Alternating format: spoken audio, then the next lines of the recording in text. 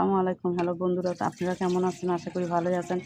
আমিও আপনাদের দোয়ায় ভালো আছি। আজকে আপনাদের দেখাবো গরুর জিভে দিয়ে তিয়ারি রান্না করা।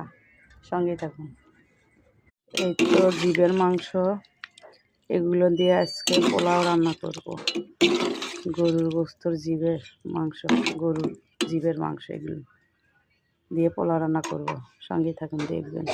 গরম পানি দিয়ে বরফ তুলে নিব, তাহলে ল্যালপা যে জিভের মাংস, ওই ল্যালপাগুলো বের হয়ে যায়। সঙ্গে থাকুন। এই যে অল্প একটু হলুদ দিয়ে দিলাম, হলুদ দিলে কালারটা সুন্দর আসবে। এই তো ভাপ দেওয়া হয়ে গেছে গরম পানি দিয়ে, এখন এগুলো ধুয়ে নেব। সঙ্গেই থাকুন। এই তো মাংস ধোয়া হয়ে গেছে। মাথার মাংস কিন্তু এইরকমই হয়, আমার মাংস হয় না, তেল তেল ভাব। মাথার জিভের মাংস এরকমই হয়, মাথার মাংস বলতেছি। সঙ্গেই থাকুন কীভাবে রান্না করি। এই যে সব কিছু আমি দিয়ে দিচ্ছি, এর মধ্যে কোনো কিছু দেখাইনি। কিসের জন্য? আমার বাসার মধ্যে মোটরসাইকেলের কাজ করতেছে আমার ভাইয়ের, ওই জন্যই বলতে পারতেছি না। আওয়াজটা আসতেছে, ওই ভটভটির আওয়াজ, ওই জন্য। তো সম্পূর্ণ দিচ্ছি মশলাপাতি, যা যা লাগে মাংস সব দিচ্ছি। সঙ্গে দেখুন কীভাবে রান্না করি।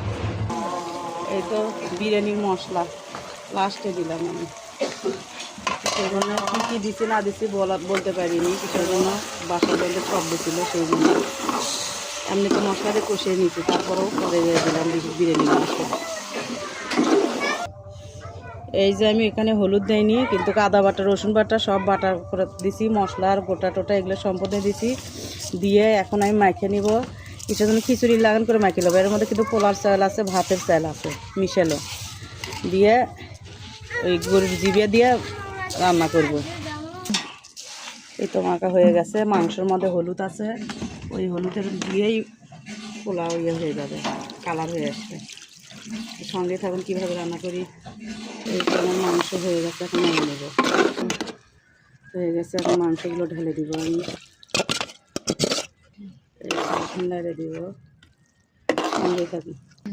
এই যে হয়ে গেছে আমার গরুর মাংস, গরুর দিয়ে তিয়ারি রান্না হয়ে গেছে। ভরপুর মাংস দেখেন। তো ভালো থাকবেন আপনারা, আমাকে অবশ্যই সাপোর্ট করবেন। আপনাদের জন্য দোয়া করি আপনারা ভালো থাকেন, সুস্থ থাকেন। আসসালামু আলাইকুম, খোদা হাফেজ।